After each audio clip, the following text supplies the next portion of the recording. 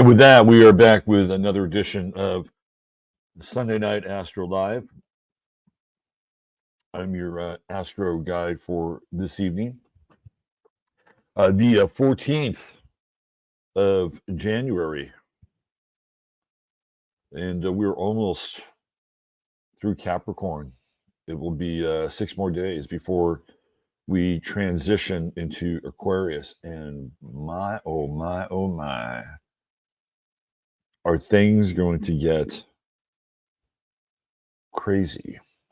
We talked about this to some extent last week or the week before last, where we were going through some of the highlights of the year ahead. So we're going to have the Pluto ingress into Aquarius just 2 days after the sun has already gone into Aquarius. And if there's a sign of amplification or power around one aspect, this is it, right? When we see an ingress onto the sign that it's ingressing to, we're dealing with Pluto, it gets pretty real, right? And I think at the same time, if I'm not mistaken, when is Davos happening? Davos is happening this year, the World Economic Forum.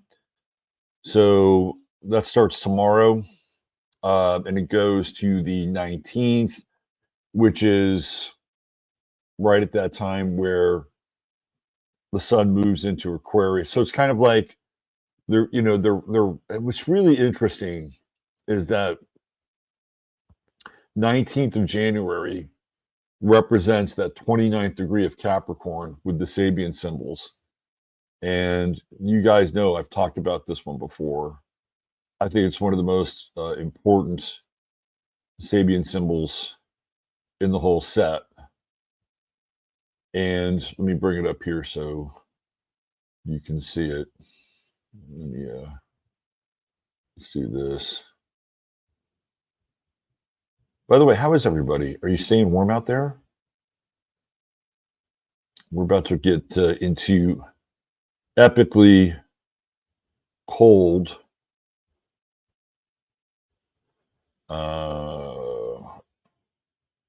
temperatures here shortly. All right, let me just do this. Let me do this.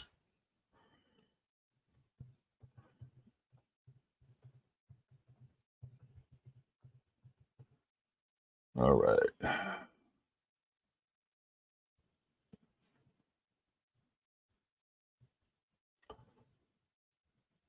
So we're back to the scene of the crime. Capricorn 2930. And it takes us to here, which is a secret meeting of men responsible for executive decisions in world affairs. So that symbol coincides with the end of Davos,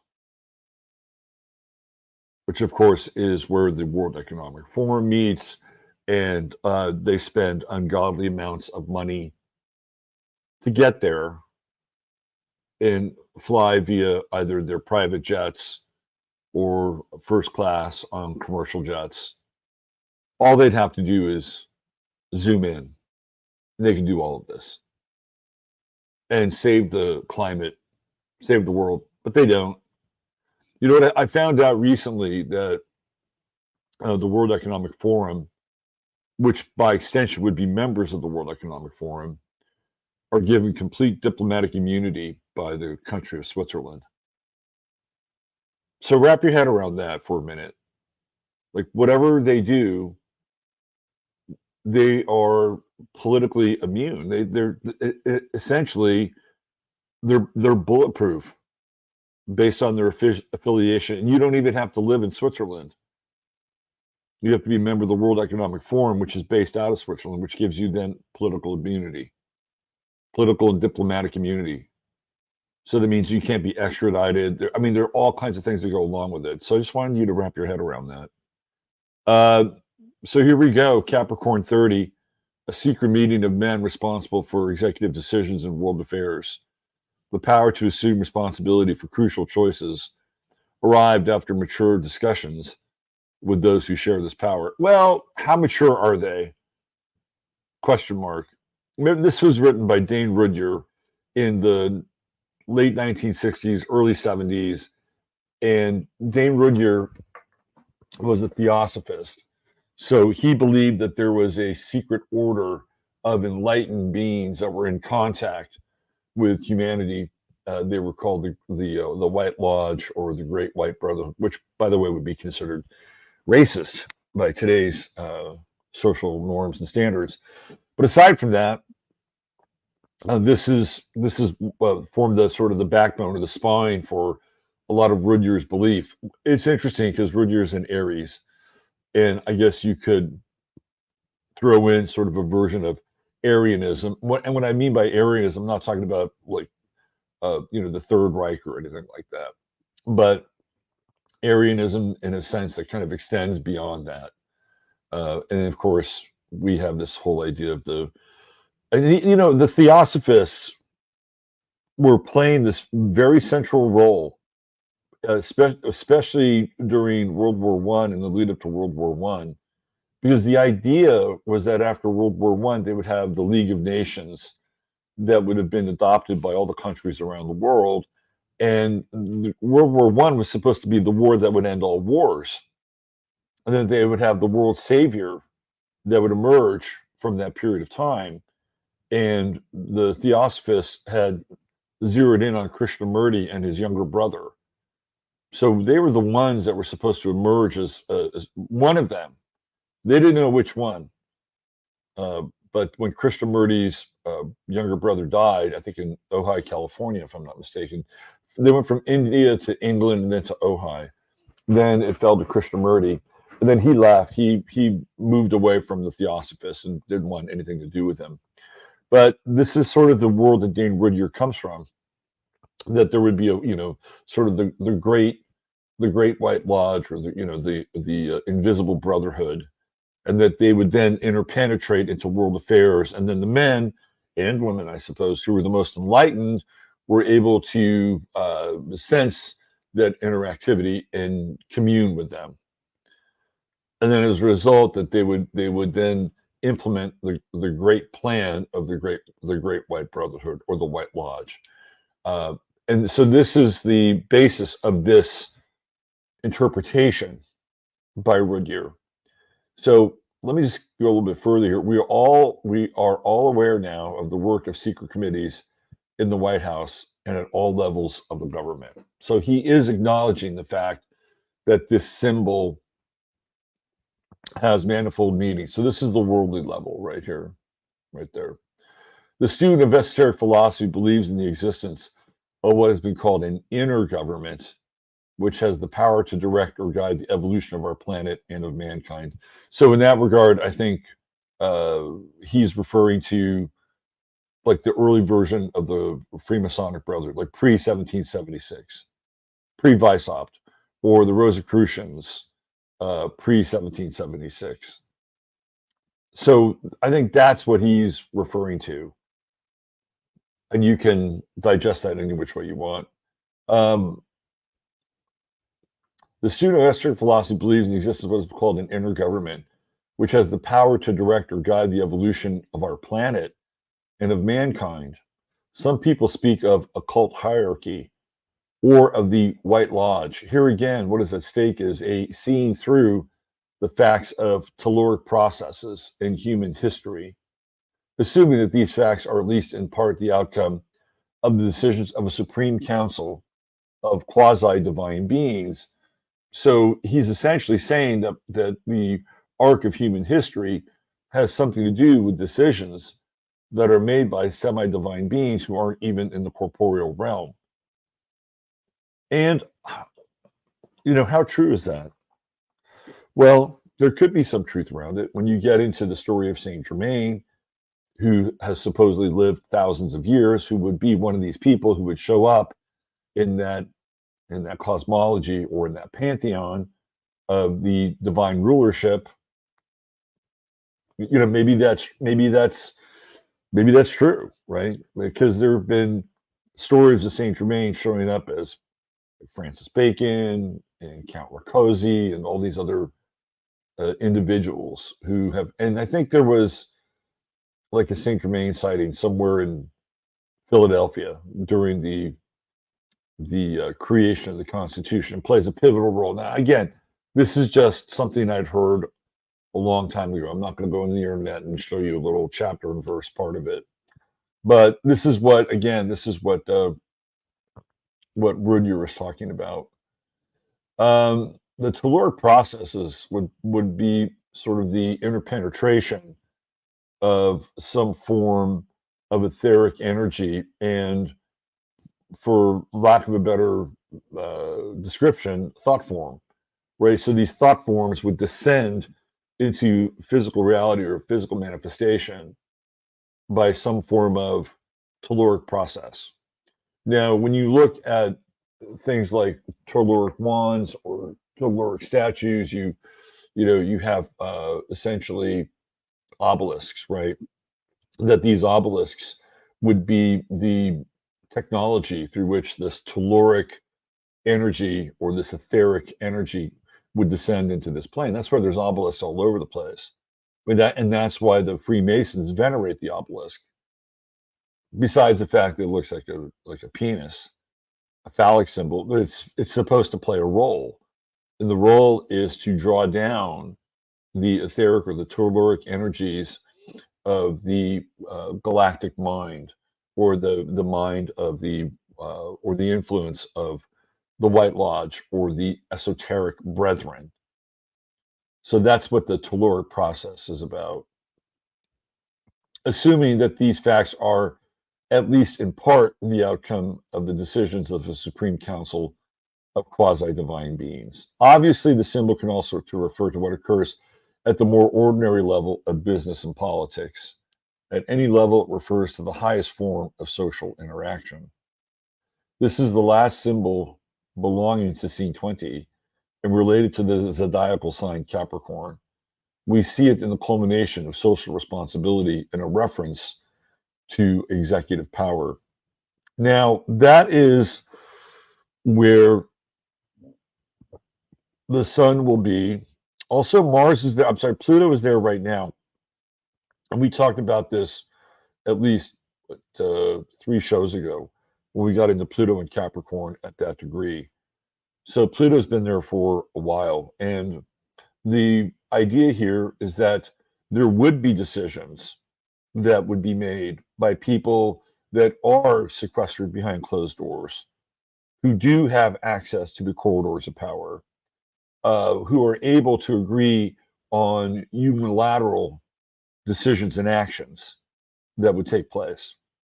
So when we have the sun and Pluto both at that degree, and we just came through a new moon in Capricorn, the temperature for that kind of heat, energy, expression of whatever comes out of that kind of meeting or group, it's quite powerful and quite pronounced.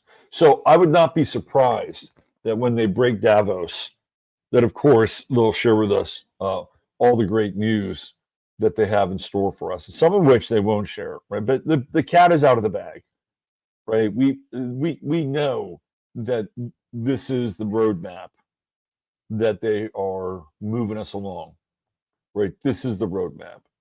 And so there's 2 things that can happen with the roadmap. One is that they can persistently cling to the roadmap and say this is the way it's going to be, and they're going to buy up more farmland.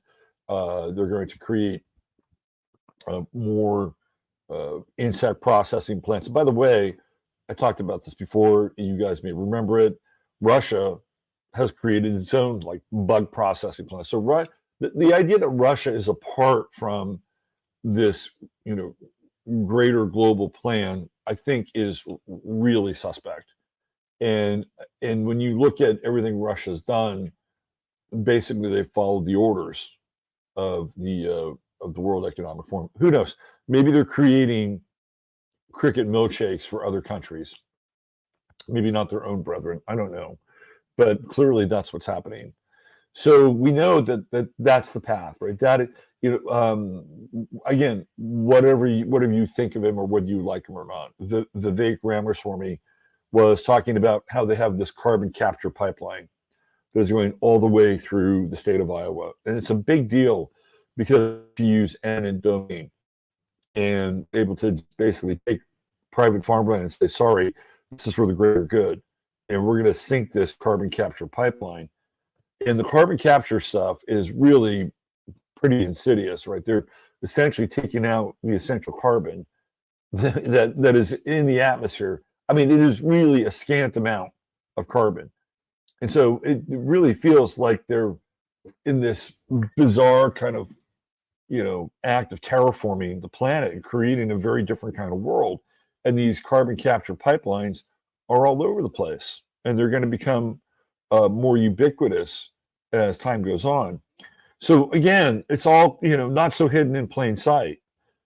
And they can certainly go down that path. And they're clearly telling everybody that this is the path. And this is one of the dangers of Pluto in Aquarius, because what's interesting is that you would think that the individual would have more say, or the individual might have more power in the age of Aquarius, especially if those individuals are operating as a relatively cohesive whole. That could be true because we're just nudging our way into this, but really how it's shaping out or shaping up is that the individual potentially has far less power as Pluto moves into Aquarius, as these unilateral decisions that are made by non-governmental organizations, which are Aquarian. They are not Capricornian. When you have a Capricornian organization, you have somebody who's at the top of the pyramid. That's what Capricorn is, right? If you get to the top of the mountain, so there's usually somebody up at the top. It's either a president or a prime minister or an emperor, right? There's somebody sitting at the pinnacle of the pyramid who's responsible for the decision-making processes. But that's not the case. And I've talked about this at length when we move into Pluto and Aquarius, where there is no, whether Joe Biden or whoever or whatever Joe Biden is, right? Theoretically, there are still people who are trying to pin this little button of accountability on Biden, right? Whether it's for ill or good or whatever it is, right? He's a husk. Joe Biden is a husk of the model, right? You can even see how weak, again, theoretically, that model is. Well, this isn't going to work. It's not going to work anymore because he's too old, he's too feeble, right? So they'll make a case for the new model. And they could do the same thing with Donald Trump. The case for Trump would be, well, there's too much power inherent in one individual, and this individual will take humanity right back into the Third Reich, which there's never been any indication that Trump has even remotely. I mean, he's talked about what he'll do if he gets reelected. He's talked about a lot of things, and a lot of those things just have not come to fruition. So sometimes it can be a lot of talk versus the action part of it. But again, we'll just use Trump as an example, and he would be the example on the so-called right side. Biden would be the example on the so-called left side. And then there would be on the right side, well, we can't let anybody like this have any kind of say over public policy. They'll wind up burning the planet down. You know the story, right? TDS. So then what will they do? They would say, well, we can't allow one individual to have that much power. And so now we have the European Union model, which is a bunch of policy wonks who have no accountability for anything and represent, in many ways, just the interests of the so-called elite. That's all they do. and they make these decisions that are supposedly about the people, but clearly they're not about the people. If they were about the people, and the EU has been in lockstep with immigration from day one when they opened the floodgates, they would have looked around to all the various countries and said, look, we need to have a reasonable policy around this. We have to have a reasonable period of integration. But they didn't do that. They sold everyone in their countries out, right? This is what happens. And then who's responsible? Who's responsible? Ursula von der Leyen, right? The woman who was like a housewife to her husband in Stanford 25 years ago, a woman whose family, and I've brought it up on the show, a woman whose family was responsible for more slavery than almost any other family in North America. That's true, right? You're going to pin it on that woman? Or who are you going to pin it on, right? This is how these NGOs work. And it's the worst form of Pluto and Aquarius, where there's no real accountability. And they can just spread it across, all these different layers and branches and platforms. And then it's kind of like the worst form of customer service, where, oh, sorry, we can't do anything. Well, why not? Well, the computer won't make us let any changes. What? Yeah, I can. We can't. The computer locks it. We don't have any power to do anything. I mean, that's kind of like in some ways, the customer service model of the whole thing, right? So here we are. We're really at that cusp now. We've got Davos and the World Economic Forum, and they're arriving tomorrow on the 15th, and they're leaving on the 19th, and they will leave with the game plan. They will leave with the game plan because it is clearly illustrated, right, at 2930 Capricorn, exactly what I was talking about. These people who are going to make, or theoretically try to make, unilateral decisions for the rest of us. So pay attention over the course of the next few days, because sometimes they have to let the cat out of the bag a little bit. They have to give you fair warning about what they're going to do. That's always been part of the esoteric program, right? So, and then afterwards, I'm sure that we'll hear more about the great plans by the great men and women that will be given to us from the heights of Davos. And even Davos itself, sits on a mountain. I think it's one of the highest. I think it's one of the highest populated, elevated places in Switzerland. So it's not just, hanging out in Zurich or Bern or whatever, right? It's elevated. It's way the fuck up in the mountains. It's theoretically, it's where the gods meet, right? That's that whole kind of Capricornian sort of Valhalla type symbolism. So that no ordinary human can ascend to that plateau. You have to be a member of the World Economic Forum. And, we've seen videos of a lot of these people, and a lot of them are really pathetic. They're just policy wonks, and they're happy to be there, and they have some kind of, weird sort of new age positivism that is influenced by, their mutated Catholic and Christian doctrine that has something to do with empathy and compassion and some distorted expression of what Jesus would supposedly do. Right? They have that well, some of them are flat out Satanists. I mean, let's be clear about that as well. Some of those people know exactly what they're doing. They know exactly why they're engaged in what their so-called plan is. But a lot of them aren't. A lot of them are seduced. I mean, if you've ever seen interviews with people who are, again, they're not high-level members. These are like mid-level people that get invited to Davos. They're not very impressive.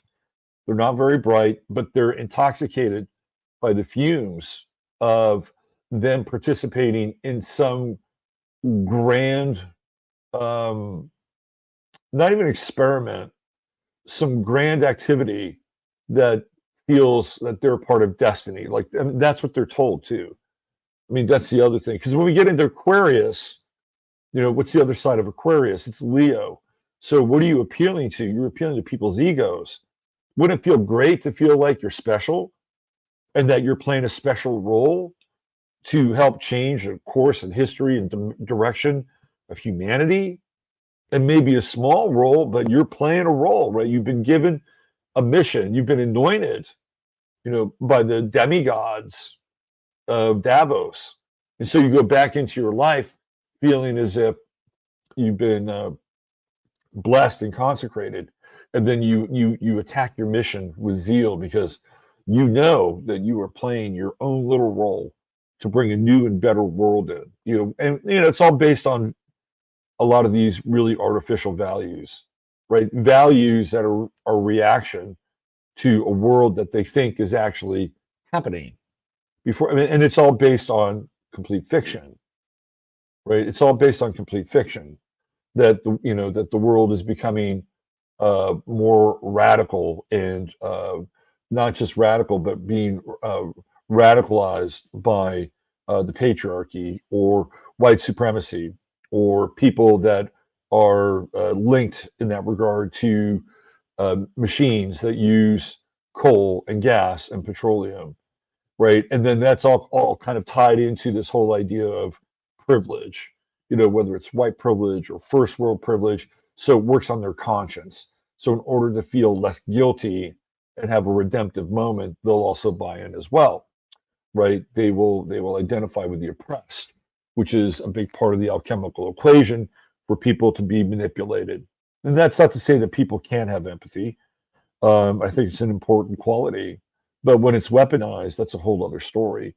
But that's the Leo part, right? That's the other side of Aquarius. They're appealing to this ego, and a lot of times people have this sense that their lives can be dull or fruitless or meaningless, and then they get a tap on the shoulder and they say, "Hey, we're calling your number. You're going to be one of these people that's going to be a change agent, and as a change agent, you don't know how important you are to the direction of humanity." And yeah, you may wind up doing a lot of work and not getting a lot of credit for it, but we'll know that you're doing it, and we'll reward you. And in your heart of hearts, you'll know that you're working towards a new and better world. Now they've got a purpose, and that's all Leo, right? That's the egoification of what they're doing. So we have the Aquarius Leo axis. On the other side, you have the Pisces Virgo axis. And Virgo is the many hands, and Pisces is the spirit, right? So in order for these people to actualize and to activate their mission, not only do they have to have a sense of being special in some ways, but they also have to have this sense of being imbued with spirit, which is very Piscean. So the whole idea, and you've seen those round little things with all the different colors on them. Do you know what I'm talking about? Those round little badges. All those little colors represent something, right? That is the wheel. That is the wheel of creation for their program. So they are, in their own way, getting some kind of a spiritual download, right? Like they're getting their marching orders from their God on high, Mr. Klaus Schwab. So that's what's taking place right now. And the other side of Capricorn, of course, is Cancer. That's the other part of the axis. And they're going to make decisions for us folk, right? Because Cancer is the sign that represents the folk. Me and you and others like us, who theoretically are going to just be ready and welcome with open arms for their solutions to save the world. Well, that's not really the case, because a lot of people, again, and they don't care, right? The cat is out of the bag. They don't really care. However, they keep moving the goalposts when it comes to being able to talk about this. So at some point, it'll be considered hate speech. And we've seen how this idea, I was going to talk about the Patriot Act tonight, and I wanted to talk about it in light of what was what happened the other day in Yemen. Now, that has nothing to do with the Patriot Act. The Patriot Act has everything to do with things like gathering information on people. It's really a big information gathering scam, right? It allows the federal government to bypass all these checks and balances and get into people's records. And they can get into your library account if they wanted to find out what books you were checking out. I mean, that's how deep the Patriot Act goes. But I was looking at and that's a First Amendment issue. Clearly, the Patriot Act came in and just kind of wiped out the First Amendment. But then we wonder why the First Amendment is so malleable, And I know there are people out there that think that the Constitution is, basically only worth the piece of paper that it's printed on. But at the same time, right, they continue to do these things to abrogate the Constitution. So it must mean something, right? It's not just nothing. It's not just a worthless document. It did have some merit, and it did have some power, and it continues to hang by a thread, right? But once they brought the Patriot Act in, which completely just transformed the First Amendment, and not in a good way, in some ways it nullified it, right? So now it made it a lot easier to break down the First Amendment and create more and more barriers towards whatever last vestige of free speech we have. And now we have Nikki Haley coming in. And I've said this before, and we did a webinar on the on my Zoom channel for the members. And during that webinar, I predicted that Nikki Haley would be the next president of the United States. And I don't think that's a bridge too far for a lot of different reasons. She is the perfect candidate. She is the perfect Manchurian candidate. She's Hillary Clinton. She's a Sikh version of Hillary Clinton is really what she is. And everything that she's ever stood for in many regards has been antithetical to things like the First Amendment. And she's made it no bones about it. But she'll from day one, she'll make people register to be on the internet. You'll have to have some biometric identity. Like, who wouldn't fucking love that on the Republican side or the Democrat side? She would sign off on any war that they wanted her to sign off on. She would do it. No problem whatsoever for Nikki Haley. She is the Manchurian candidate. And I think she's very dangerous. And astrologically, she's got that sun, and I think her sun is 0 Aquarius. And we're going to have, even if it's 29 Capricorn, I mean, come on. We've just been talking about 20, because really, right, she's on that weird kind of cusp area of Capricorn and Pluto, Capricorn and Aquarius. And we looked at her chart before, and I have her as an Aquarius rising because of the hair, right? You never see any pictures of Nikki Haley with short hair. So she's got that Leo-like hair. And during that day, on her birthday, when the sun is, when the ascendant is in Leo, Pluto is at 0 Aquarius. Prior to that, it's like at the final degrees. I mean, we're talking seconds of Pluto and Capricorn. So again, when we look at her chart, what do we come back to? We come back to the same Sabian symbol that I just read. 29 Capricorn, where a group of men, a secret group of men make decisions that affect the rest of the world. That's the degree of Nikki Haley's sun. And that's where Pluto will be on the night of the election, 29 degrees. I think she's actually 1 degree off. But just keep that in mind, right? Because when we get into 2025, Pluto is in Aquarius, and that's it. What is it, January 6th? Is that when she would be inaugurated, January 6th? So Pluto would be on her sun. And that's the way it goes with a Pluto-Sun conjunction. It's all or nothing. Like, Nikki Haley takes in all the chips, or she is burnt to the ground, like the Grand Hotel in Smoke in the Water by Deep Purple. It's either one. There's no middle ground. So we'll either witness the catastrophic end to Nikki Haley, or we will see her transform and rise from the ashes like the phoenix and become this new symbol. And that's a scary thought. That is a very scary thought. So we have the Iowa caucuses coming up here, and I would not be surprised if she leaves that state as a winner. Would not be surprised.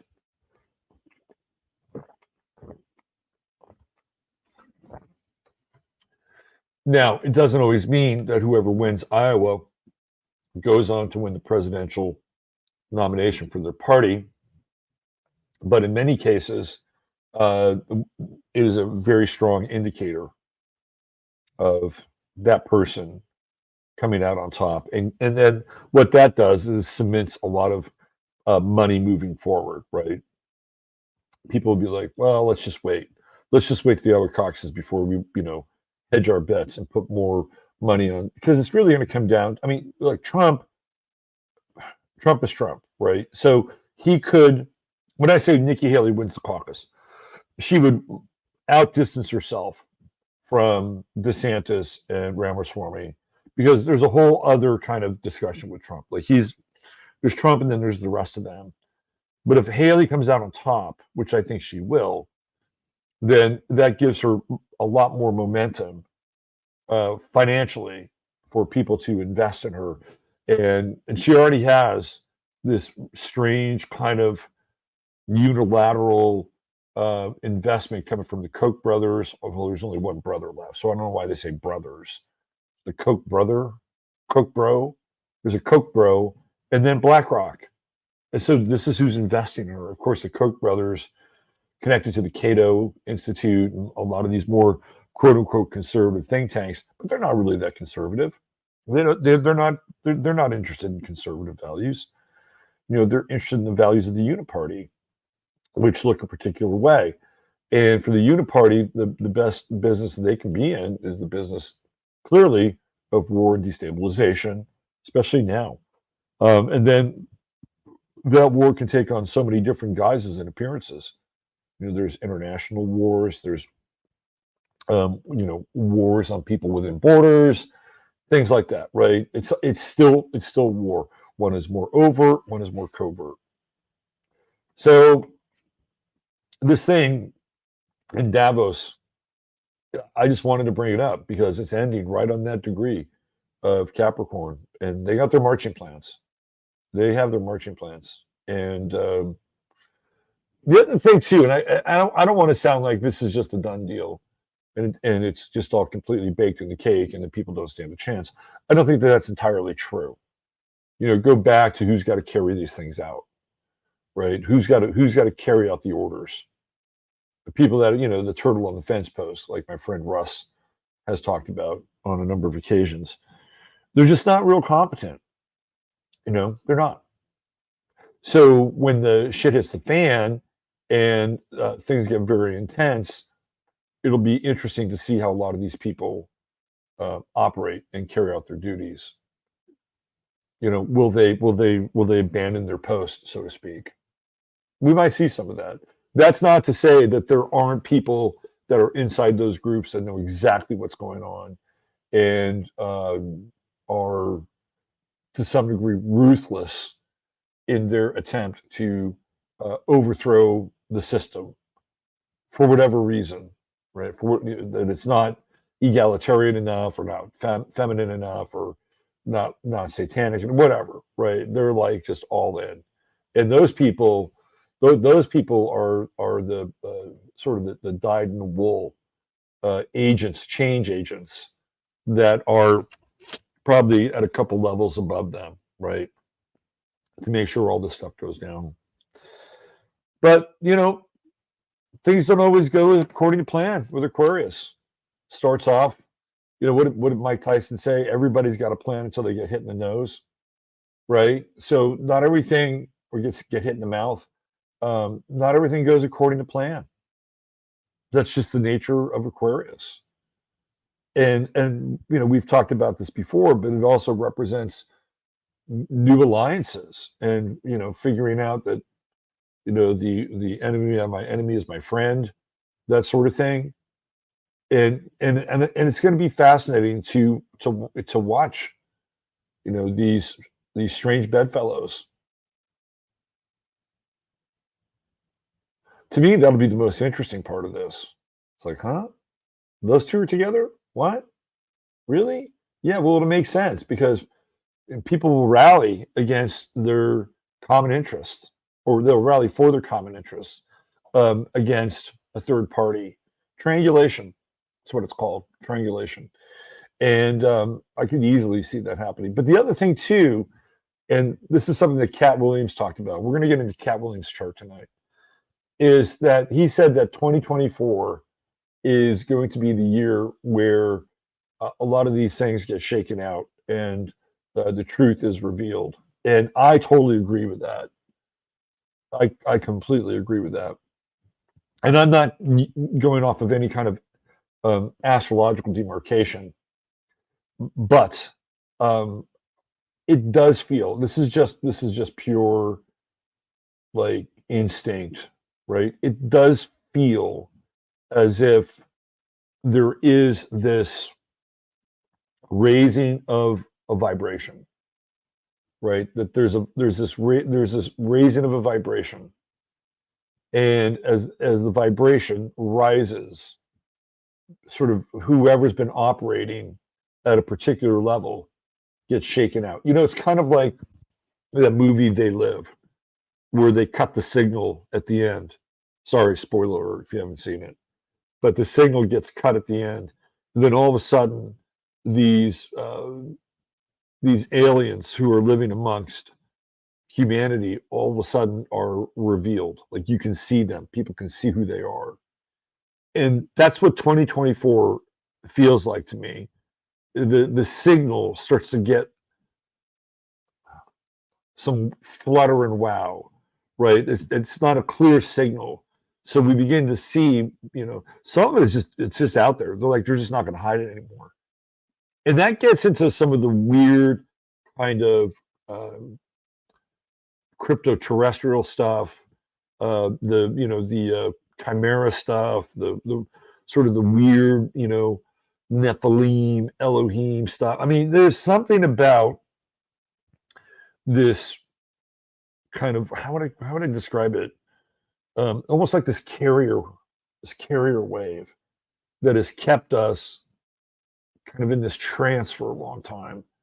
And then that carrier wave is starting to get weaker while other people's perception or antennae start to get stronger.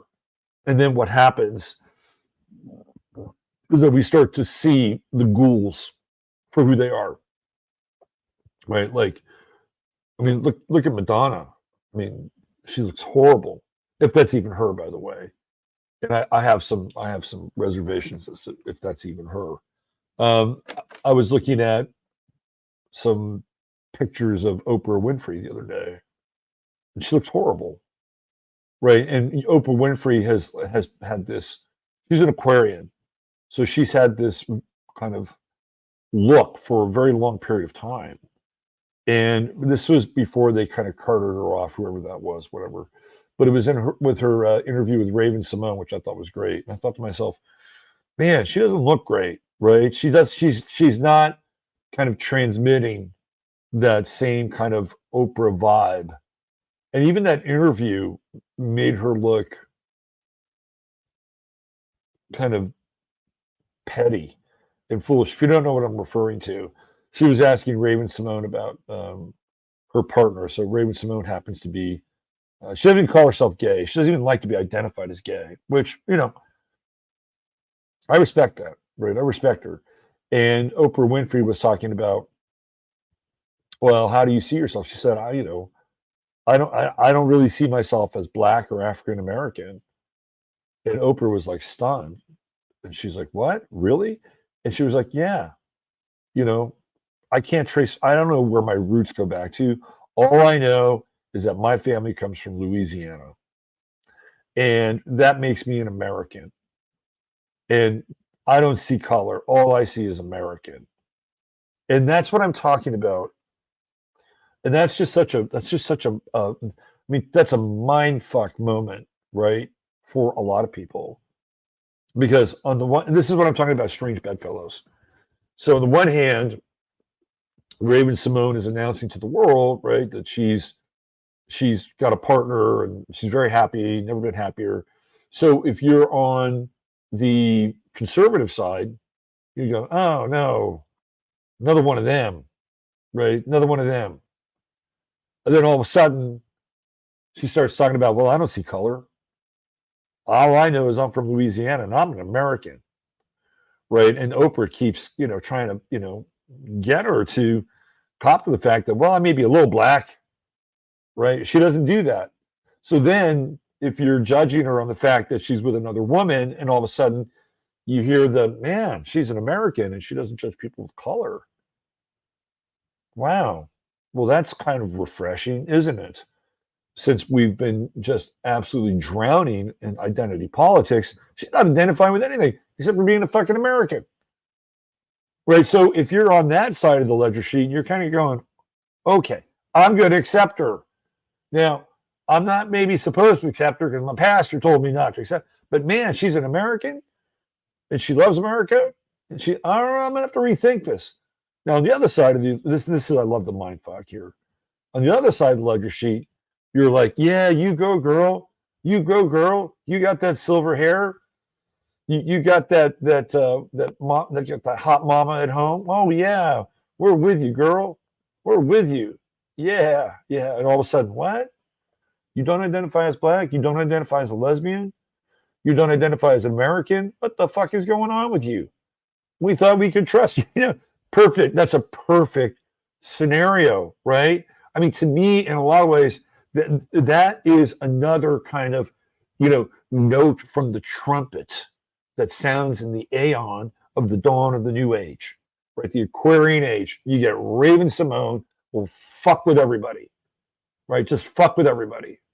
I love it. I think it's great. Oprah couldn't wrap her head around it. And Oprah's supposed to be an Aquarian, right? It's like, good for you. Good for you, Raven Simone. But that's kind of really, that's kind of where we're headed, right? We're headed to this place where it's going to be really hard to have labels in a lot of ways. But there will be people, or there will be the opportunity to, because what did she do?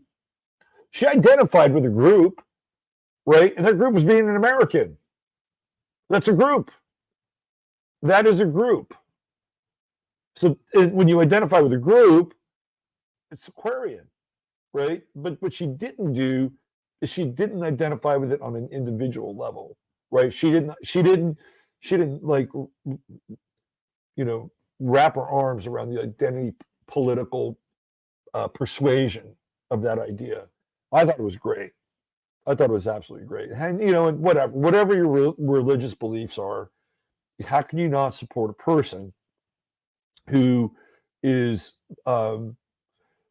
that solid about who they are, and from a standpoint of beating back this idea of special interests and special interest groups? She's just saying no. And what have we been, theoretically, what have people been basically pounding the pavement against for the last 5 or 6 years? It's that. Judge people by the character, or the quality of their character, right? That's what people have been talking about. Well, it seems to me that person, Raven Simone, has some character, because it would have been real easy, because we know Oprah. We know Oprah can kind of relate with the shag carpet, right? She can relate to the shag carpet. Be real easy for her to say, oh yeah, love this, love that, love this, love that. Oprah's like, yeah, and then just jump on board the identity politics train. She'd have her fucking next 3 memoirs written for her, because that's how the game works. And she gets a seat on that couch whenever she wants. She didn't do that. She did not do that. We're going to get into that with Katt Williams when we break down his chart. And I just thought, there we go. And that is, again, the spanner, the spanner in the works, or the monkey wrench in the machine. and it feels like that's really where we're headed. And these other systems that are artificial, that are really being socially engineered to be put into place, they're going to have some very rigorous tests. Just telling you, very rigorous tests, because they're synthetic. And they're not based on any values at all. They're based on fictions, completely based on fictions. Whether you think climate is a fiction or the weather is a fiction, or this idea that that certain hiring practices, right? They're not based on a meritocracy, right? They're based on these fictional components that a person brings to the hiring process. It's not what they can do, it's what they might be able to do, right? That's all future oriented, and that is fiction. In some realms, they call it science fiction because it takes place in the future. Before I get into the astrology for the week ahead, I put this post up on Twitter the other day, and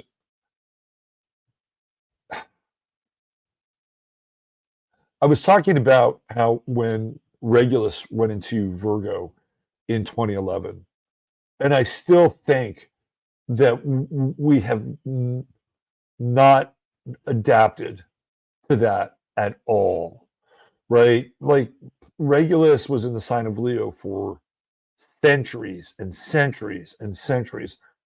Fixed stars rarely change signs. So we saw the change of a fixed star in 2011. And that's when Regulus went from Leo to Virgo, which I've talked about before. And I'm going to talk about it again because I think it has some merit based on what I'm about to talk about. So when we look at Leo, what do we know about Leo, right? It's a masculine sign, or it's the energy is masculine, male, represents the sun. It represents divine right, divine rule. When we think of Leo, we think of like heroes, right? Leo is kind of the age of heroes. And the great man or the great leader, right? That's all very Leo. The captain of the team, that's very Leo. The chairman of the board, like, that's kind of Leo. But you know what I'm saying? I mean, this is how, and you can throw in the feminine side as well. You could have queens in there, which are, part of the binary relationship, with Regulus and Leo. The male side and the female side, right? So, but the female has to qualify at that level. It was really interesting. I'm sorry, I don't want to get on a tangent. It just had to do with this queen of, what was it? Was it the queen of Norway or Holland, where she basically cut out like 3 of her kids, said, "You're no longer royal anymore. Go hang out with the rest of the plebes. You got different titles now. There's only one who's royal, and that's his son." It's a bit of a different story. But so when we look at how Leo operates, Leo is the kingdom, right? That's what it is. It's the kingdom. And then for the kingdom to operate, you have to have the folk. So Leo's kind of like, surrounded by the folk. On one side of the sign is Cancer. The other side is Virgo. So Virgo is the people that do things every day in order to keep the kingdom working. That's what Virgo is. Right? This is the fundamental aspect of Virgo, which is the people that take care of your body, your teeth, your pets, make your lattes, flip your burgers, change your spark plugs, right? That's all Virgo shit. All of it. It's all Virgo stuff. And the kingdom cannot work. This is the theoretical kingdom, right? We'll call it society. Cannot work without a fully functioning workforce, right? Or people that are able to do their jobs in a way that maintains some degree of order, right? That's the beautiful part about the Virgo part. Everybody kind of plays their role, right? Now, what happened in 2011 is when Regulus moved from Leo to Virgo, then this idea of the hero or the king or the baron or the duke, or even in American lore mythology, the president. Now all of a sudden, that person, as it relates to that archetype, they are no longer running the show. They're no longer running the show. And we can see where all of a sudden now this idea of Virgo running the show becomes very important, right? Oh, well, let's give people $20 an hour to flip a burger. Like, you know what I mean? It's like, no, you don't just, those jobs, by the way, were never meant for long-term employment. I'm sorry. Anybody, unless you're on a management track in fucking McDonald's or Taco Bell or whatever those places are, those jobs were never meant to, they were just meant for, like, you know, people working after school to pick up some change. And if you were on a career path at McDonald's, there's a whole fucking different story. I worked at McDonald's in high school. I know what I speak of, right? So now it's like, oh, well, we have to turn the pyramid upside down. We got to put these people on the top now, and they've got to get $20 fucking an hour, right? So we see that that's kind of, and really that's out of balance. And I know based on everything that has to do with inflation and blah blah blah, right? That's, so we're seeing that, and so we're seeing just more than that though. We're seeing unqualified people be promoted to very important positions. Like they've just had a number of incidents with airplanes where parts of the airplanes have malfunctioned. And people are like, well, who's doing this stuff, right? Why is this happening now? Well, now we're starting to see the downstream effects of diversity, equity, and inclusion. And it doesn't matter if a person is qualified to do a job. What matters is that they check a box. They check a box in that corporation's hiring practices, because their future and ability to get low-cost loans and not have their and I think ESG is still around. I don't think it's been completely eliminated. You can't, Larry Fink and his buddies are not going to allow that to happen. Some states might push back on it, like Florida, I think, pushed back on it. But now we have a bunch of unqualified people, and they're just being promoted because, well, we're supposed to do that. And I swear to God, I read this story where they are going to, they being the FAA, this, I swear to God, the FAA was talking about how they're going to hire more people that are quote unquote on the spectrum. Okay. I mean, they're not quite saying it like that, but that's what they're going to do. And it's all based, and it's all based on, for me, when Regulus went into Virgo. Now think about this. We had centuries and centuries and centuries of Regulus with Leo. And so what we learned through that period of time was basically theoretically how this system works, for better or worse, right? There needs to be a leader, somebody to, take responsibility. Like that's really what leadership is. Take responsibility for choices, decisions, and the outcomes based on them, right? Not all of them have or do. A lot of people slide. But now we've moved into this other territory, and it's fresh.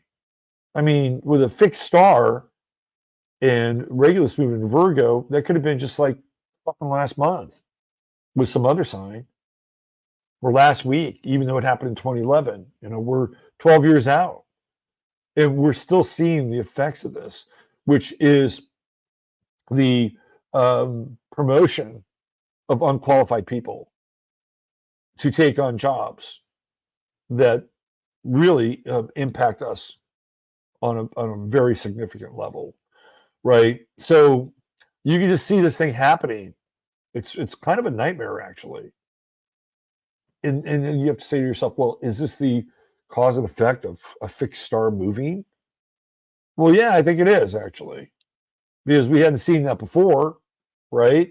Now we're seeing it in droves. Now it seems to be, the norm, if anything. Now, is it always going to stay that way? I would say no. No. And I don't know exactly when we'll see some significant change. It might be some aspect to Regulus.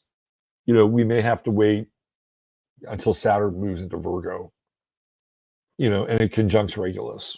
That might have to take place in order for us to, shift this relationship with Regulus. Because really, in an ideal world, that shift from Regulus, from Leo and into Virgo, would represent that people would be ready to be independent, interdependent, that they wouldn't depend on the Leo model as much. It was kind of like, here you go. Here you go. You guys are ready. Well, fuck it. We don't need your permission.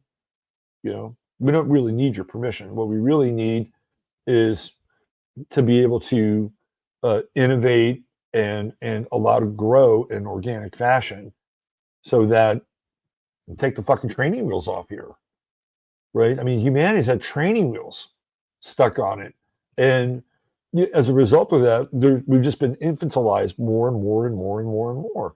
I think it's interesting that this phrase Karen comes out of, it comes right, kind of, I think Karen starts to show up around 2011, 2012, if I'm not mistaken. If not, pretty shortly thereafter, after Regulus goes into Virgo, right? And a lot of people don't like the term, and I don't really like the term either, to be honest with you. That said, right, there is this kind of Karenification, or this, kind of daycare effect, that it's the nanny society that we've been kind of moved into, right? I mean, the most recent thing that has happened that I think illustrates this is the Buffalo Bills were supposed to play a football game today, and they were going to play in very extreme conditions.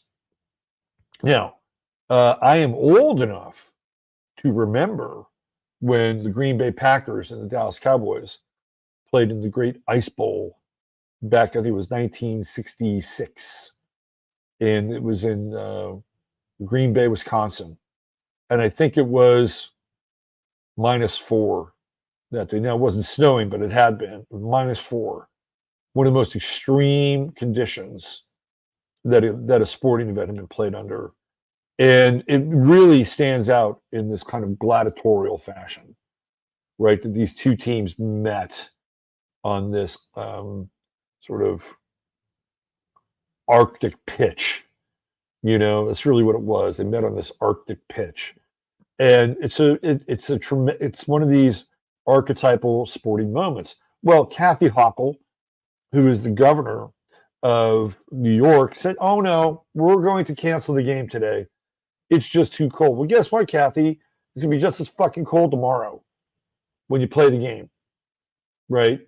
And not only will it be just as cold, but for some people, not all people, it'll be harder for them to get to the game. Now, luckily, tomorrow is Martin Luther King Day, so most people are off, so they'll probably be able to get to the game. But again, it's kind of the nanny state. I have never in my lifetime, and I'm pretty good at this stuff, I've never in my lifetime seen a governor chime in and change when a game is going to be played. Never seen it. Never seen it. And what it does is, again, do you think Kathy Hochul really cares? Who knows? Maybe she cares a little, right? But what does it do? It establishes her power. Like, she can stop the NFL. She can reschedule games. Even if now she said, "Hey, look, I think somebody got to her and said, look, we got to play this fucking game. Like, if it's cold, you can't stop the game again." So she came out and said, no matter what the temperature is tomorrow, that they're going to play the game. But that's what I'm talking about. That's the nanny statification of things. I've never seen a governor, although recently they have been, I think, a bit more conscious around climatological conditions when it comes to the NFL. I think they pushed back on a couple of games where it was like raining. Come on, I miss that shit. I miss those games. I miss people slopping around and sliding. And my favorite was the fog game between the Eagles and the Bears, where you couldn't see a damn player. That game was crazy. That was totally crazy. I'm not even running a green screen. That's kind of cool, right? It's an elixir. It's a special astrological elixir. It's very Piscean. All right. We got a bit of a preamble there. Let's get into where we are. What's happening now? What's happening now?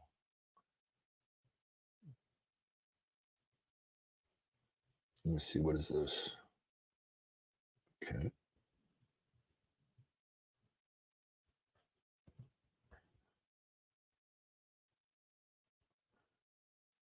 There we go. Oh, by the way, I don't know if they're listening, but a big shout out to Ace in Australia. Happy birthday, Ace. Happy solar return. And wish you all the best in the next ring around the sun, as it were. Okay, here we go. The moon is in Pisces. Just coming off of a conjunction with Saturn. Man, I felt that conjunction yesterday.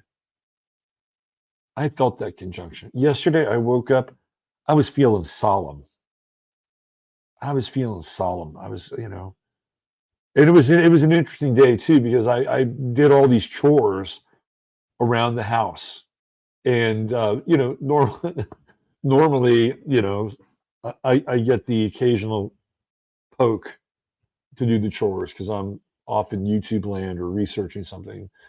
But yesterday I just got up and I just went about the business. I felt very solemn yesterday. And in most cases I pay attention to where things are, but now that I can see it, yeah, it was that Moon Saturn conjunction. And it was, yeah, I just felt like take care of business, get things done. Didn't feel real emotional yesterday. Solemn, sober, whatever you want to use. Until later on last night, and we went out to get some excellent Korean food. Do you guys like Korean food? I fucking love Korean food. I love it. And you get to cook at your table. I love that shit. And then you have the kimchi and all the little sides that go along with it. Love it. Great. And the scallion pancake. The scallion pancake is one of my favorite things to eat. Anyway, here we go. The moon is coming off of Saturn here. So I don't know if anybody else felt a little solemn yesterday. It kind of really felt like a Saturn day yesterday. And so there's a bit more kind of shaking loose of the emotions and the emotional body. I don't know why I have what have I here? So, Leo. Yeah. Now. Yeah. Okay. Yeah, we're good. I don't know why I have those transits on the other. Just disregard this, please. Please disregard the outer ring. So I guess when we started the show, Leo rising. I like that. Okay, let's get back here. So the moon has shaken loose and it's moving towards Neptune. That's right, boys and girls. So tomorrow night, we're going to have this moon Neptune conjunction, and things are very fluid, aren't they? Very fluid. And it feels to me like that it brings a little bit of, I wouldn't use the word life force, but it brings a little spirit. Right? It brings a little spirit to that Capricorn sun and that sun conjunction with Pluto. Oh, it's getting closer and closer. Big decisions on the horizon. For a brief period of time, it kind of humanizes Capricorn a little bit, right? And then we're going to go into this period where the moon is going to move into Aries. So what do we got? 6 days. So this moon is going to come in and it's going to conjunct Chiron and the true node. It's going to start to square the sun and square Pluto. That's some war shit right there. I'm telling you right now, that is some war shit. And do you think that the Houthis and the Yemenis are just going to sit by and, let the United States and England and whoever else, they said it was a coalition, maybe France, I don't know. But from what I can tell, it was mostly England and the United States went in and started to bomb the shit out of, or missiles, bombs, whatever, probably missiles more than anything, with Yemen. Now, really, what's happening is that so Israel cannot extend their war against Yemen. They can't do that. Why? Because they get their ass kicked. Because the Houthis basically kicked the Saudis' ass, right? And the Saudis were being backed by the United States in a terrible, terrible war that lasted 7, 8 years. Terrible, ravaged the country. Terrible war. And at the end of the day, the Saudis, they couldn't force a regime change. And it's one of those things where, when they kept pressing, the Houthis got stronger. And how many times have we seen this with countries that are completely overmatched? We saw it with Afghanistan. The Russians got their asses kicked. The United States, once they decided that they didn't want to invest that much in the opium production, they got their asses kicked. We got our asses kicked. We saw it in Vietnam. We saw it in Cambodia. And I feel sorry for the guys that went there and fought, because in a lot of ways they were given a fucking raw deal. But this is what happens when you get people who, and this is a long term, these are long term battles. Even the Syrians, the Syrians were at war for almost 10 years. 10 years. And, Bashar al-Assad is still there. And they survived. And they took, they took on a lot of damage over a 10-year war. So people who have religious, national, ideological skin in the game, real investment in it, there's a very good chance that they will outlast their so-called vanquishers, right? They'll outlast them. And I was listening to, who was it? Maybe Max Blumenthal or somebody like that. And he made a really interesting point. And the point is that when you go up against these forces, these enormous forces, you don't have to win a war. You just can't lose it, because eventually they'll wind up expending all their resources, and then they'll have to make some kind of unilateral decision to end the thing, because it's costing them too much money. And that's exactly what happened with the Houthis and the Saudis. The Saudis couldn't win because the Houthis wouldn't lose. So this is going to be very interesting. I would say this is the calm before the storm. You don't do that to a country like that. Like Israel, if Israel had said, okay, well, we're going to go fight them, the Israelis would have gotten their asses kicked. They would have gotten their asses kicked, because the Houthis and the Yemenis are a match. They're a match. They're very tough people. So what happened? The United States and Great Britain go in and do the dirty work. And some people have asked, well, isn't that illegal? Doesn't that violate the War Powers Act? Yeah, it does. Kind of does. But there is some wiggle room in there that basically says that the United States is allowed to defend itself, right? So what does that mean, to defend itself? And its interests. That's the other part. So they think that because what the Yemenis are doing is that they're determining who can be in their shipping lanes. So what do they have? 45, 50 miles from their coast, which is technically theirs. And the way that it's set up there is that even if they sort of cut through the center, right, they're still in the Yemeni shipping lane territory. So theoretically, through maritime law, those ships are a violation. So they need to have a pact with Yemen so they can bring those through. And Yemen, who clearly are on the side of Palestinians, see those ships as a threat to the Palestinians because they're either going to Israel or they're coming from Israel, one or the other, right? And so what they've been doing is they've been either attacking those ships or they have been commandeering those ships. And again, that is all within the bounds of Yemeni nautical territory. They wouldn't do it. They wouldn't do it if they didn't think or know that they could. So what the United States has done, now this is interesting because England is involved in this. So it's not just the United States, but the United States has determined, well, we are defending our interests. So therefore, we can do this without declaring war in Yemen. So in that regard, those interests are going to be what? Oil, gas, petroleum, trade.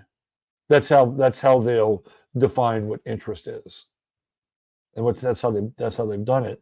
Obama did this in Libya, and he really set the stage for more things like this to happen. This comes out of what's called the Clear Break Doctrine, or the Project for a New American Century.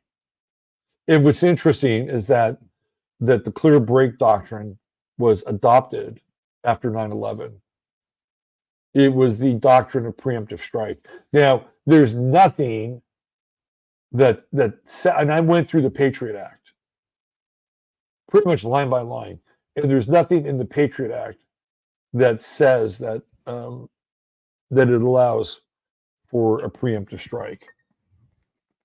There's nothing in there. It has some interesting things to say. One of the things that I found interesting about the Patriot Act is the emphasis on the northern border. Like they actually talk about strengthening security on the northern border. They say nothing about the southern border in the Patriot Act. I'm like, oh, isn't this interesting?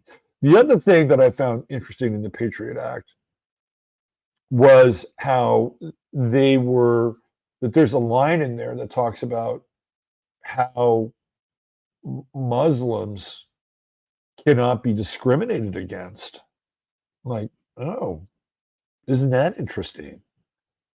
Right. So they were kind of carving out a piece in the Patriot Act that in some ways kept Muslims out of everything else that was listed in the Patriot Act.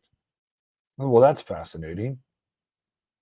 But the Patriot Act really is all about defining. Well, first of all, you have to define who a terrorist is with the Patriot Act, and based on the Patriot Act, Muslims actually get a pretty good break in some ways. And I'm not saying that all Muslims are terrorists, by the way. That's not what I'm implying here. I'm just noting that. So once they define who a terrorist is, based on whatever that definition or terminology, then they can go in and then they can use all the switches and levers that are available, which is really an eradication of any checks and balances. Like being able to wiretap, bank funds, you name it, boom, done, right? So anyway, getting on a bit of a tangent here, but I see this moon progression in Aries coming in here and squaring the sun and squaring Pluto, and that's big time warship. And the Yemenis are not going to lay down. That's just not who they are. They'll strike back. They'll figure out a way. Now, then what happens if the United States and Britain go into level more of Yemen and more of Yemen and more of Yemen? Well, that can become a fucking international incident, right? That can be a huge international incident. And, they're probably all on the same side anyway. But we also know that every now and then just like all these gangs that theoretically work together, they have gang wars. They have turf wars. And who knows? Somebody just might say enough, right? Enough of this, sort of pummeling the Yemeni people and the Houthi people. They're not all the same, by the way. Houthi is a political movement inside of Yemen. But I could see this moon, this Aries moon. So what are we talking about? Let's look at some days around that. Okay, so we're in January, and it is the 14th. All right, the moon moves into Aries late on the 16th. Here, Mercury is at 2 Capricorn. The sun is at 25 Capricorn. The real, I think, tension with that energy is on Thursday. The moon shows up at 25 Aries. The sun is at 27 Capricorn. Pluto is at 29 Capricorn. I think it's an issue. I think it's a real issue.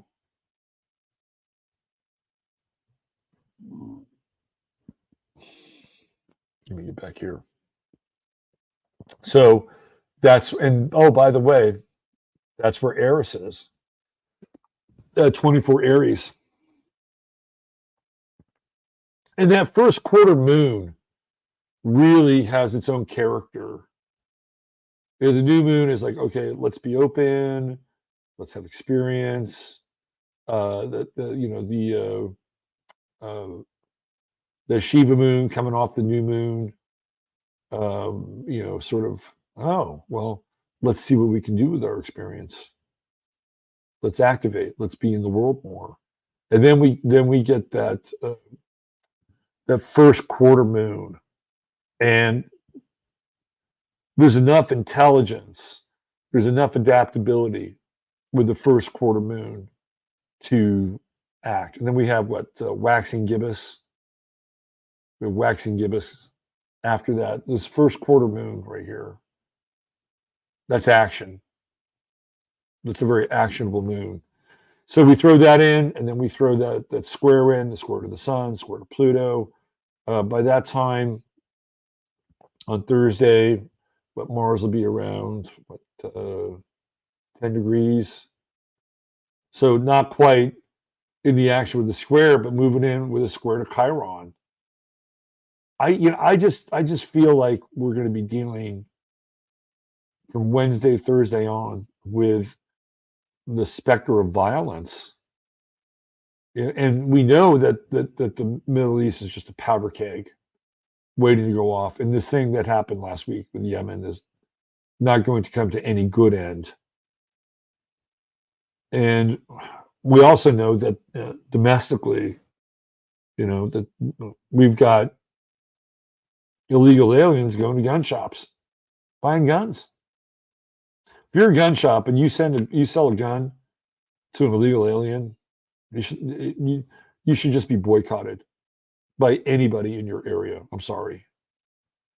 I just saw where 20 states have made the purchase of 5.56 ammunition illegal, right? So we're into more of the balkanization story. You can just kind of feel things heating up, right? It's like, this doesn't feel good. This does not feel good. And this Mars is coming in, going to be squaring Chiron, coming in hot, right? Like all this, heavy Capricorn energy. We got Mercury, joining the party. Now it's in Capricorn. And what happens? We have Mercury, Capricorn. Fucking people make laws. They make laws, they enact laws. And I could easily see, sort of more anti-gun laws. We're just waiting there in the wings. Waiting. Keep an eye on Wednesday, Thursday. And then even next week, when Mercury moves into Capricorn deeper, just keep your eye. That Chiron in 2020, the United States goes through its Chiron return at 20 Aries. And I've been talking about this for a long time. And that is going to be a major, major time where they are going to do everything in their power to either change, eradicate, nullify the Second Amendment. It's coming. That's what this Chiron return is about. And I can kind of see here, right, everything lining up in Capricorn, sort of like putting all the ducks in a row, so that when the time comes, you just flip a switch, rubber stamp it. This is part of 2024. To me, 2024 is the world in transition and power, right? It is an 8-year, and people are jockeying for power in 2024, and things will be put into place. Next year, 2025, is a 9-year, and it's an ending cycle, right? And then we go into 2026, which is a 1, and that correlates with Saturn and Neptune going into the sign of Aries, and Aries being the first sign. So this year is a very pivotal year in terms of the balance of power, right? You just look at that 8, right? And as above, so below, in the infinity sign. Who's on top, who's on bottom, who's on top, who's on bottom. And then next year, we begin to cycle out. It's really interesting that in 2025, which is a 9-year, we cycle out of Pisces with Neptune and Pisces. We cycle out of it, right? And Pisces being the 12th sign, which in some ways is kind of like the 9th number because it's the end. It's fascinating. It's just fascinating how the numerology and the astrology line up for 2026, which becomes a 1 year. And that's the implementation of a lot, right? A lot. And then we also have the eclipse coming this year. So we're just talking about the week ahead. I'm giving you some big picture stuff, but this is all lining up. This is heavy duty government intervention coming in here. And that Mercury is going to catch up to Mars. And we're going to have this Mercury-Mars conjunction in Capricorn. Wow. And it will be squaring off against Chiron. I also think, just from a personal level, people's tempers they've reached their limit. I think we're going to see this in the next couple of weeks. We'll start to see it this week, later on in the week, and then early next week. People are over it. People are over it. They're tired of the shit, right? And that has its own blowback. It has its own blowback. Because a lot of the things that we have used to keep ourselves distracted, anesthetized, theoretically fulfilled, right? A lot of that stuff is losing its traction in our lives, right? Like the spectacle of sport. I mean, even at some point, people who indulge in things like porn or drugs, like, you can only get so much out of it. You can only get so much out of it, and eventually you reach this place where it's like, at a certain level, your soul is being sucked out of you, and you can either go down the drain with it, or you can say enough is enough, right? So, and the reason I'm saying that is because these things that have had hooks in us now, they can create new things to have hooks in us, like, oh, here, look at this wonderful virtual reality that you can spend the rest of your life in, and it's much more interesting than this world, this shit world that we're creating around you, right? I mean, there is that. So that is also very Aquarian in the intersection between the two. But it just feels like people have had enough here. But I also sense the heavy, heavy hand of the government regulation and all the things that go along with that are coming into play here. And we've got this Sun-Pluto conjunction that's coming. And it is the last Sun-Pluto conjunction that we'll have in Capricorn. That's it. No mas after this. And it's really an interesting cycle of conclusion in a lot of ways. Very interesting. And it also feels like, with this square with Jupiter, again, that there's this overreach. that people are just way too aware of. It's like, really? You're going to do that? You're really? You got to be fucking kidding me. And so even for people that are on the sidelines, it's a bit much. They're waking up and smelling the coffee.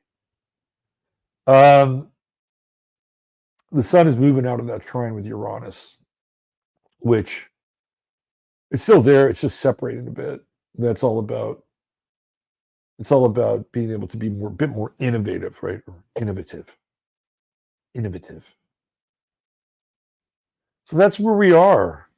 I mean, there's more here. I could, keep on slicing and dicing the Venus-Neptune square, which is, I think the Venus-Neptune square is interesting, and I'll tell you why. Because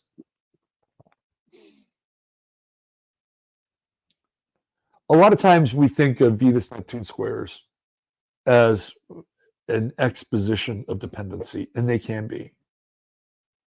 They can be an exposition of dependency. But we also have to have some understanding that we need each other. There's a difference between needing each other and being needy. And it feels like this Venus-Neptune square is one of those examples of needing each other. Because right here, we have Ceres just hanging out next to Venus. And Venus in Sagittarius ultimately wants to express itself truthfully, have a relationship that's pretty sovereign, and some degree of freedom. Like Sagittarius, likes freedom. And in relationship, it's always interesting to test the bounds of freedom or what that is in relationship. And this is not a sacrifice for freedom in some ways, but it's, I think, with the conjunction with Ceres, it's more along the lines of understanding that with the right relationship, and it's okay. We need other people in our lives. We reconcile that no man or woman is an island. So I feel like that this Neptune square with Venus and Sagittarius colors it in a different kind of way. Like there's more understanding about how two people can work together and be together in a way that doesn't necessarily limit the individual or the individuals inside the relationship, that it can actually open up the potential of how people working together or two people working together can actually have, in some ways, more true freedom than superficial freedom, right? And it's because of Ceres here. Ceres is the in a lot of ways the mitigating factor, because what we want to do with Venus and Ceres is we want to nurture a relationship, right? That's the overriding sort of guidepost here. And there's this inconjunct with Uranus, and it's like right here, right now. Venus will move ahead 2021, still being that inconjunct. And that can be kind of revelatory. And revelation can go either way. It can be revelatory in the sense that if you're in a relationship that is needy, that doesn't promote some degree of interdependence, the Uranus inconjunct to Venus can be shocking. And it can, wake a person up and say, my God, I've got these paper handcuffs on me and I don't really need them. I mean, there can be that. But the other side of it is that it can also, act as a wake-up call for people in relationship and trying to find where your common ground is. right? Where's the common ground? Where are you going to find the common ground with Ceres? And what's it doing right now? It's, trining in with the true node and even Chiron. No relationship is perfect. No relationship is perfect. And you can factor that in with Chiron a little bit there. Okay. I think that's good for not a lot of air in the sky. That'll change, right? When we move into Aquarius. And Pluto moves into Aquarius. That'll change. A lot of earth, a lot of fire. A little scorched earth policy there. We got some water, but you have to really tap into it. Palace is interesting. What's it doing?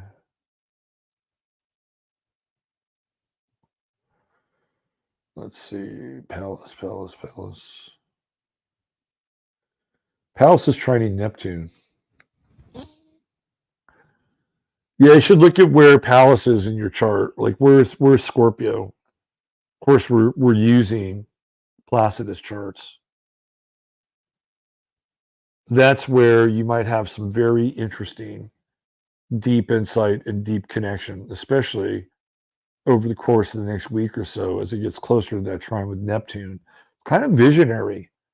The visions might be dark, but it's kind of visionary.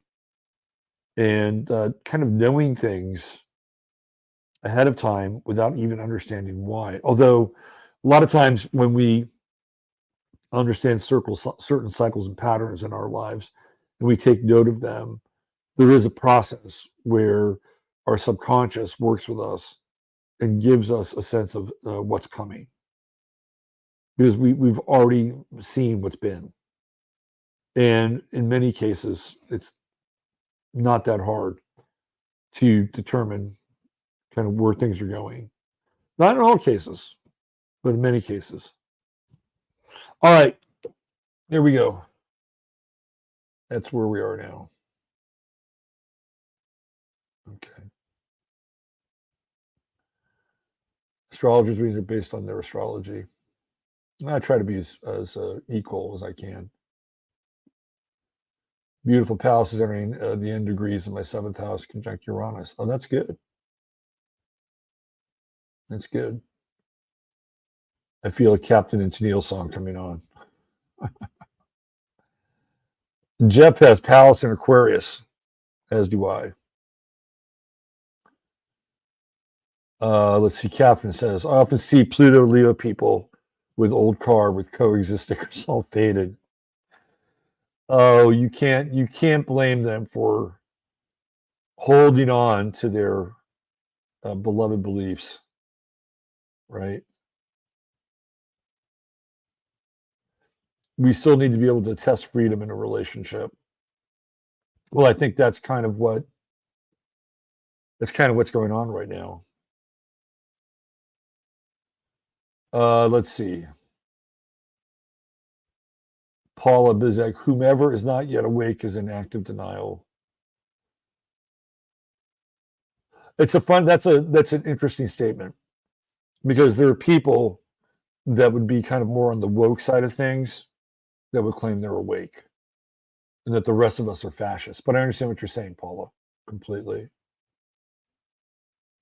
Let's see. Who else do we have here?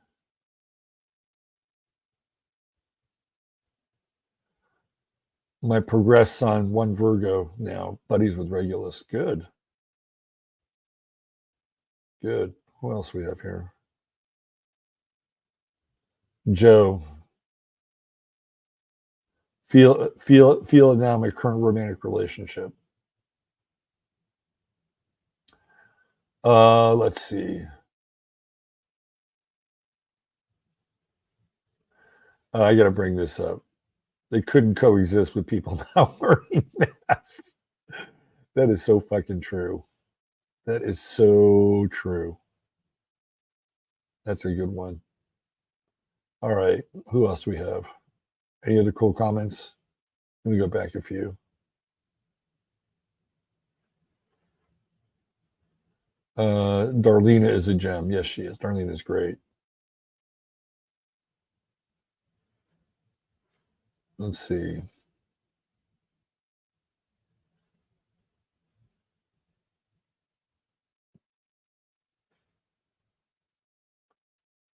Let's see what else we have here.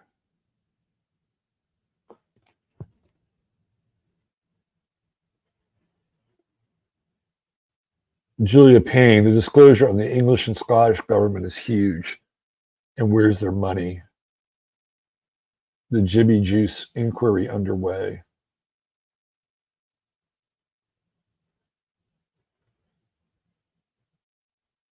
Let's see.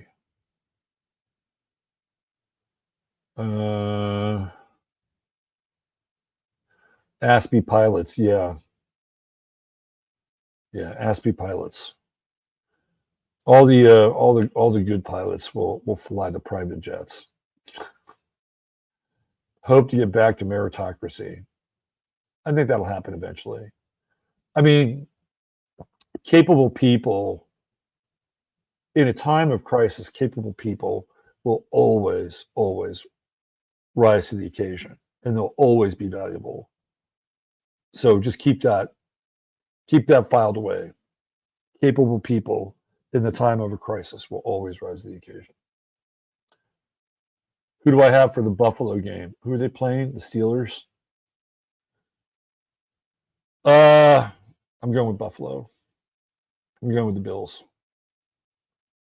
And I'm not even looking at anything astrologically. I just don't think that the Steelers with can go into Buffalo and win this game. Not with their third string quarterback, Mason Rudolph. I think Buffalo's got too much firepower.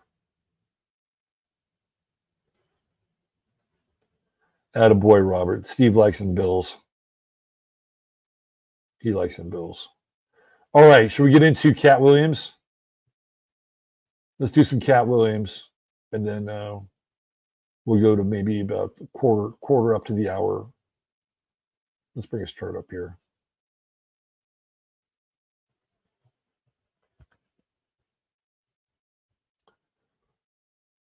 There was some so I got to learn more about Katt Williams through the deep dive and his chart.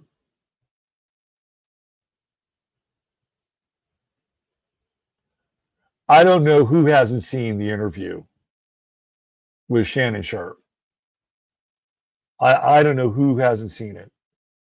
But if you haven't seen it, it's 2 hours of your life that you can invest in. It's fucking entertaining as hell.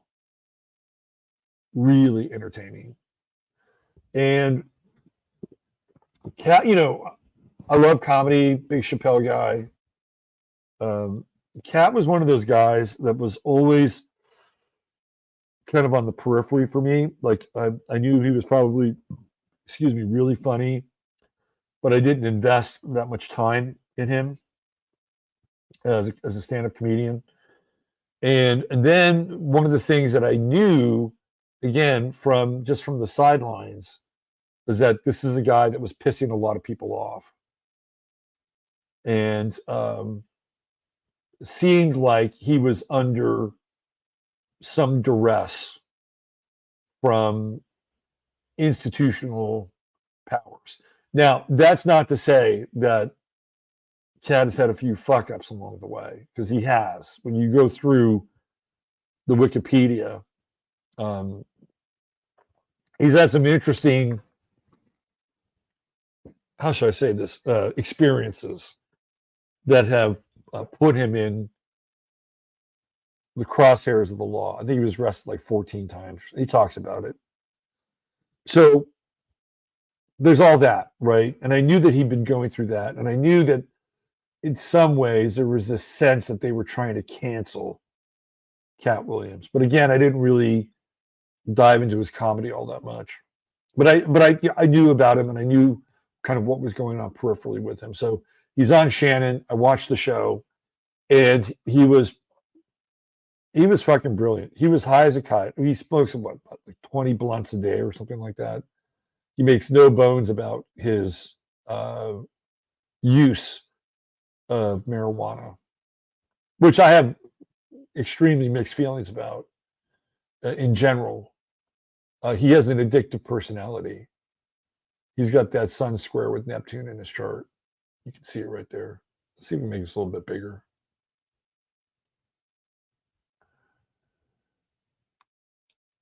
And a lot of Virgos are funny guys. They're funny people. A lot of Virgo comedians are funny. Dave Chappelle is also a Virgo. So what he did on Shannon Sharp's show was he kind of set the record straight, mostly because he was talking about his experience with the guys from the Kings of Comedy tour and Cedric the Entertainer. What's his name? Smiley, Ricky Smiley, who I think came on the Kings of Comedy tour after Bernie Mac had passed away. Who else was on there? Steve Harvey, right? The Kings of Comedy, those guys. And he basically said that none of them were funny and that they were all making deals. That they were all making deals. And he alluded to what those deals were. Now, what you'll notice about him with his chart is his hair.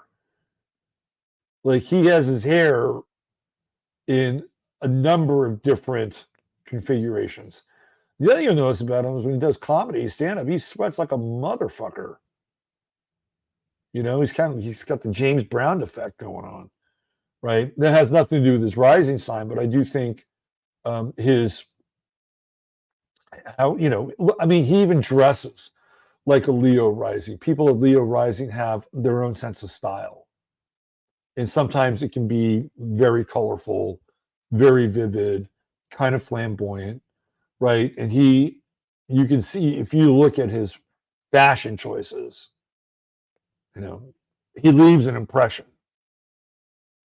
He's no Steve Jobs with some slacks, some jeans, and a black t-shirt. And you get the hair part clearly, and this is a mild version of the hair. So he's as an individual, Leo rising, he's flamboyant, right? And he's got that South Node conjunct his ascendant, which is, again, it's kind of interesting. It's like Leo's the performer, and in this lifetime, he's supposed to be more Aquarian, which I find fascinating because the Kings of Comedy were a troupe. They were a group. And I think maybe he might have been approached to be part of that. I'm not entirely sure what the nature of that story and all those connections are, right? But Katt Williams is supposed to be somebody who is theoretically moving away from ego. And I see this dynamic. You can kind of see this dynamic in sort of the off-on story of his career. Like there was a period where he said he was retiring. And you can see that with the nodes. And he's very aggressive with his Mars in Aquarius conjunct true node in Aquarius, and then back behind here there's the moon. So he's very aggressive when it comes to separating himself out from others.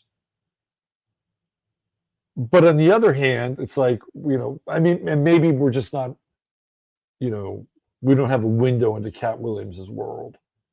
But he's supposed to be moving towards, this is what the hard part, I think he's a bit of a systems buster with this Mars in Aquarius and the true node in Aquarius. And he's going to do that.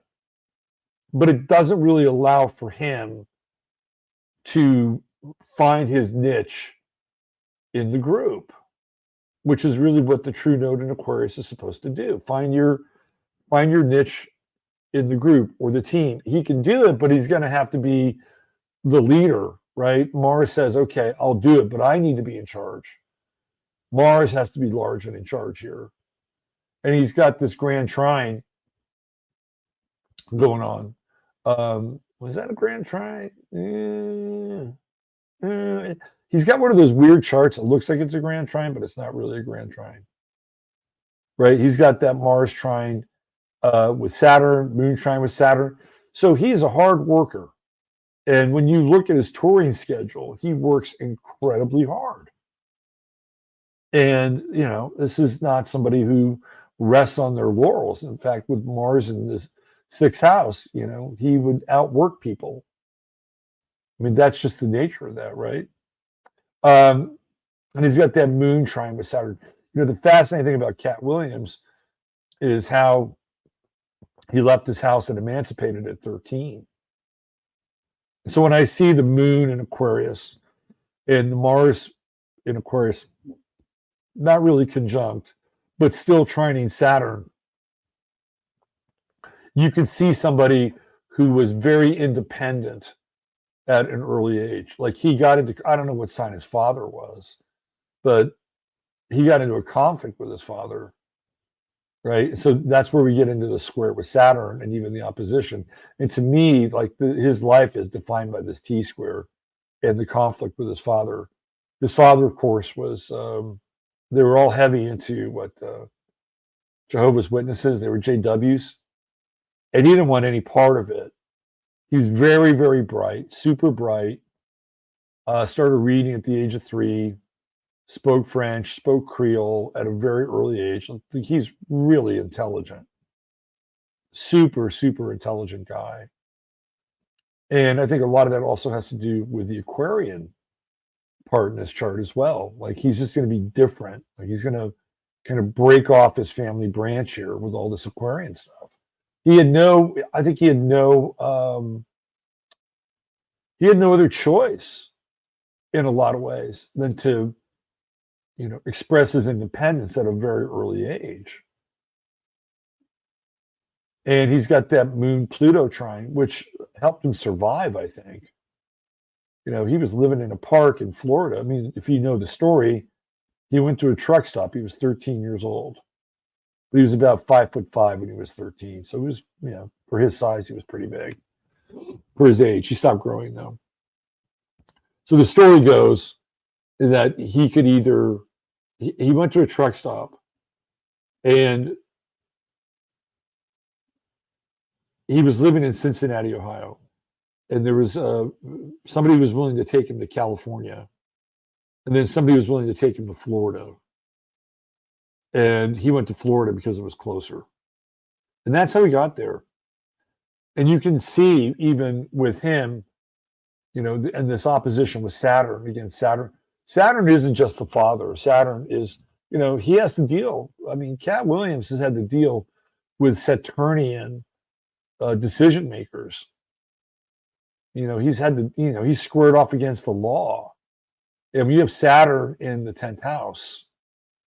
That's part of it. The other thing with Saturn in the 10th house is that ultimately, you know, you kind of rise to the top of your field. And maybe that's part of what he's going to. It'll be interesting to see when Jupiter moves into his 10th house, and then he has a Jupiter-Saturn conjunction this year, and, you know, where his career is going to go. Because it could go through the roof, right? Either that, or we know that Jupiter brings just more of something. So it could bring more, it could simultaneously, because that would be very Gemini-like, right? Simultaneously bring him more fame and also more judgment at the same time. And he's getting ready to have Saturn go through his 8th house. And that is a big deal for just about anybody, right? The Saturn 8th house transit astrologically is sort of taking you into the underworld.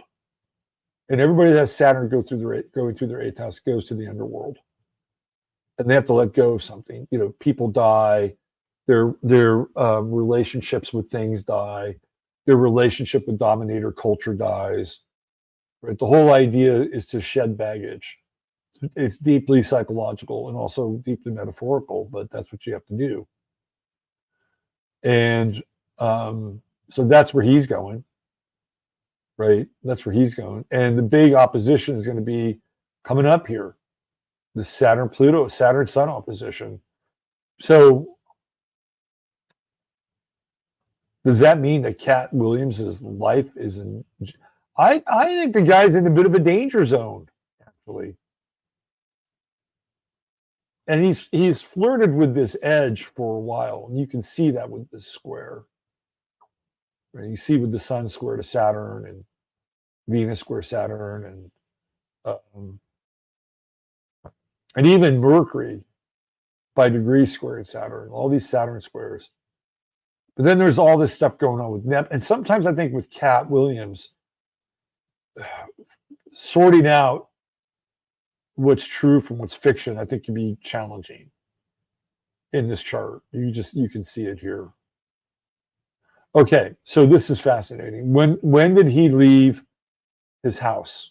When did he emancipate himself? At the age of 13. And then where's Chiron? It's at 1258, rounded off 13. So that's when his chirotic crisis was. He's going through his Chiron return. Coming back. I mean, I think Chiron's at what, 13? He's already gone there once. So 2021, 2022, he should have gone through his Chiron return. It's coming back in. This has been a long transit of Chiron through Aries. But you know, this is the chirotic crisis, right? The degree of your Chiron, give or take 1 year before or after, depending on what kind of crazy orbit Chiron is in, that is the chirotic crisis. You can just line it up. And he added at 13. Hello? Throw that into a sidereal chart. Let's see where we go with that. That's a different story. But he added at 13. He talks about it. That's when he left his home. So I think what's interesting here is that it's funny. He's always kind of come back to this sort of homeless piece. Like there was a story that he told about on Shannon's show where he didn't have a place to live when they were making Next Friday, I think. So he and his little family, whatever they're comprised of, were living in the trailer on the set. Like he'd go there during the day and he would, live in the trailer, get his makeup and shit. And he'd leave and he'd come back with his little posse during the night and they'd sleep in the trailer. And I guess he had to have all this teeth work done. It was about $100,000 worth of work on his face and his teeth. And he didn't have it, so he couldn't. Anyway, so he's had to go through that. I just feel like he's going to have to deal with the law again. There's something. He's opened up. A beehive here. He hit the beehive, a hornet's nest. So he's got some challenging. I think he's got some legal issues again. Saturn opposing Venus. Going into his 8th house, opposing his sun. You know what else is interesting about him? You can tell how bright he is. People of Uranus in the 3rd house are bright. They're super bright people. Original thinkers. Very original thinkers. And Uranus is playing in with the trine territory as well. Trining his true node. Trining Mars. And that's somebody who's got to be fucking independent. Uranus, Mars trine, Mars in Aquarius, Uranus the ruler. Nobody's going to tell this guy what to do. He's going to live on his own terms. Clearly. Pluto's coming to his moon. Look at that. I feel like there's this thing with his home again coming up. Because Chiron is sort of around his natal Chiron. The true node is coming in there. Right? And he's got Pluto coming to his moon. Now, I do think, again, with Gemini, two things can be completely applicable that he could experience simultaneously a whole new level of success and a whole new level of hassle. I think those things both can be true. They're not mutually exclusive. And I can see that with this chart. He's adopted 7 kids. And look at his Neptune, right? Neptune in the 4th house. And I think Neptune in the 4th house has a lot to do with adoption, right? It's kind of institutional in some ways. He's adopted 7 kids. Or he has 7 kids, 6 he's adopted. He has Jupiter there. So he's got he should have a big home. He's got a big family. He should have a big home to deal with all those kids he's adopted. And it feels to me like that's one of the reasons why he works. He's got Saturn opposing Neptune. So I think he works hard so he can keep this rather large family in cereal and diapers, right? And women are apparently very important to him. He's got this Venus-Sun conjunction, Venus and Virgo, and I think they play a pretty significant role in his life. I was trying to see if he had that Sabian symbol, which is I think was it 7 Virgo, a harem. He doesn't have it. His sun is at 9. Let me see here. Let me go a little bit deeper. I think it was at 916. I looked at the Sabian symbol for it. It was pretty interesting. 916. Let me tell you what it is. Let's see. Is that it? Hold on. Let me go back here. Let me do this. I'm going to put this in. Let me put this over here.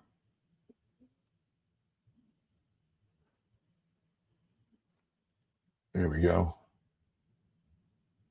Oh, did we have it already? I don't think so. Yeah, we did have it. Okay. Let me go back to his sun sign. Let me blow this thing up a little bit. Okay, so it's 9 degrees. 9 degrees Virgo.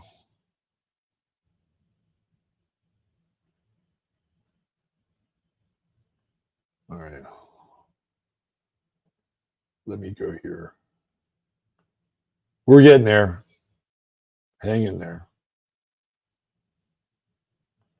All right. 9 Virgo. I think this really fits his sun sign. It's right here. 9 Virgo, an expressionist painter at work. The urge to express one's individualized sense of value regardless of tradition. At this stage, the individual is seen reacting against cultural standards and stereotyped ways of interpreting his perceptions. That's totally Katt Williams. This is a statement of uncompromising self-reliance, which may even imply a kind of defiance and a challenge to society. Man, sometimes the Sabian symbols are just right over the target. The mind is seeking to discover the character of the basic and true foundation of individual selfhood, the Om or logos of individual being. In the process, however, what is expressed is usually the reflection of a deep catharsis with emotionally charged and often tragic overtones.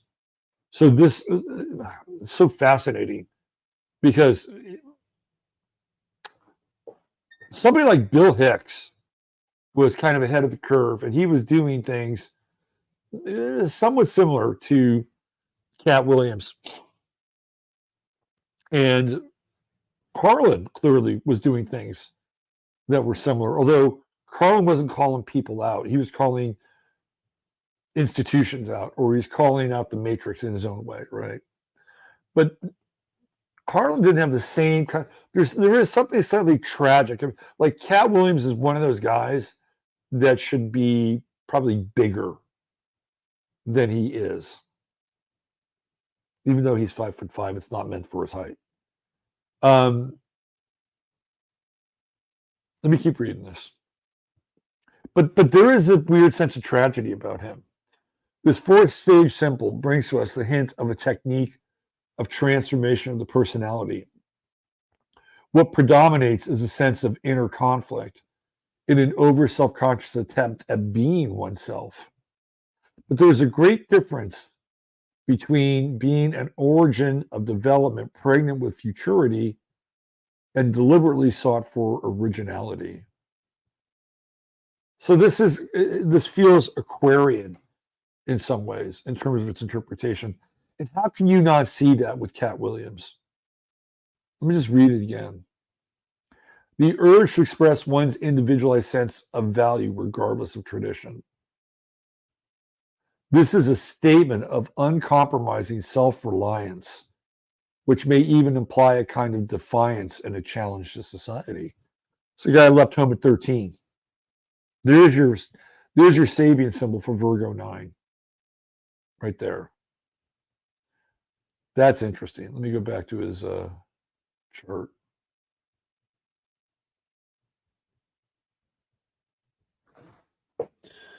Boom.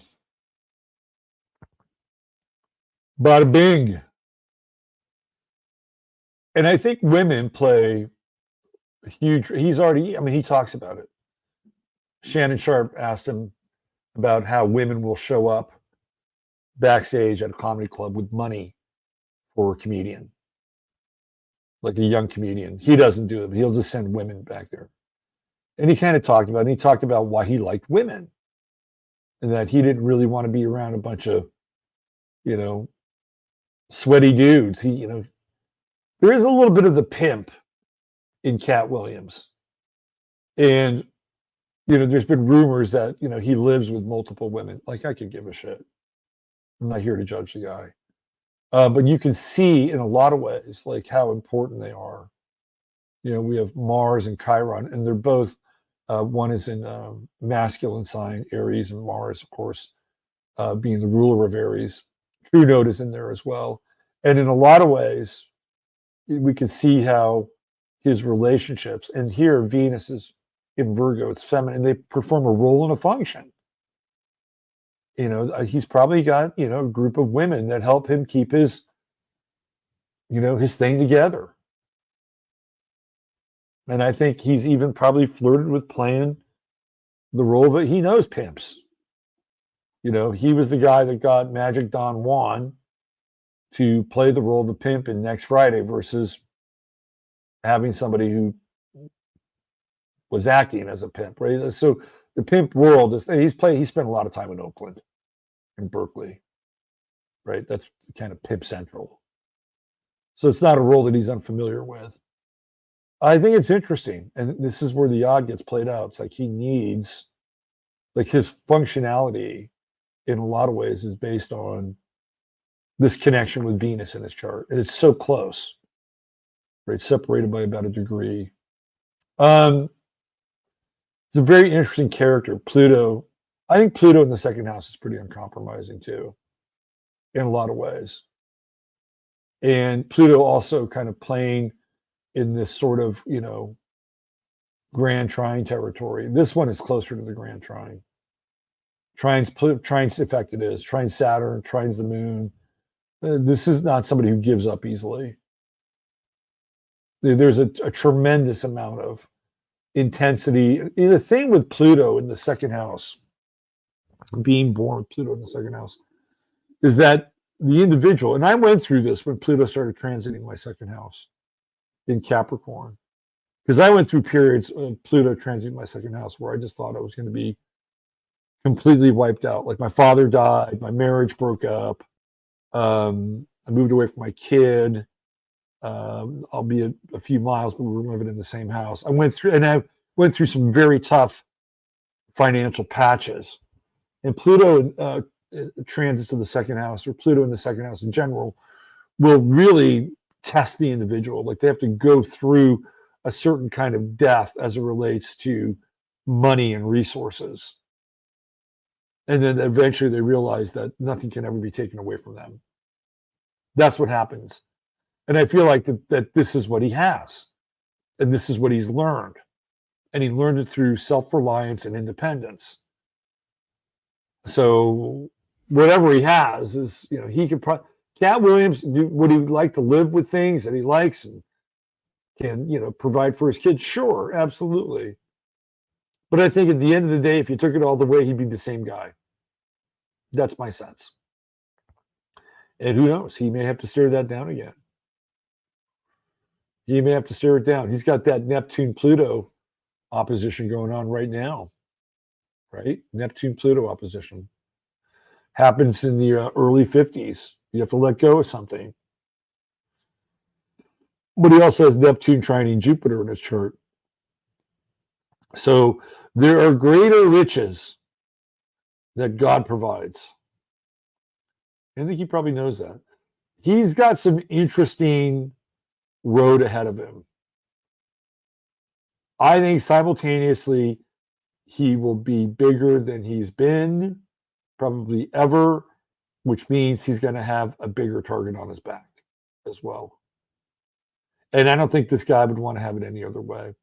Although I will say that there are times in his life where he has, I would say, even though he may have stayed out of the having to wear a dress or suck a dick in Hollywood, that may have come at a price, right? That he may have had to deal with a different version of aberrant behavior that was much more personal than institutional. That's what I think. I mean, that's where you get into those squares with Neptune, and more so than the squares with Saturn. Very interesting chart. You can see the guy. You can totally see the guy in the chart. You can totally see it. All right, there you go. A little Katt Williams breakdown. And I think with that, we've been here for a little over 2 hours. With that, we've come to the end of tonight's presentation. But we shall be back. And I'll be back on Tuesday night, where we'll do some serious sports with my man Al Dog. I think we're going to have a few guests on Tuesday, TBD. You know what I wanted to get into? I'm going to get into it on Tuesday night, though. I wanted to get into Pete Carroll, Bill Belichick, and Nick Saban as they all began to approach their third Saturn opposition. I'm going to talk about that on Tuesday night. So if you want to have another kind of magic carpet ride with astrology as it relates to sports, it'll be on this channel at 6 p.m. on Tuesday night. So please join us. You might enjoy it. We talk, we color outside the lines a little bit. So it's not always astrology, but we talk a fair about astrology in here. If you want a reading with me, sign up. It's right there on the show notes. Hit like, subscribe. We're almost there. We're almost there. We're almost at 14K.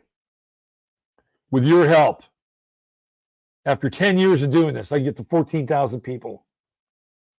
And my self-esteem will shoot through the roof.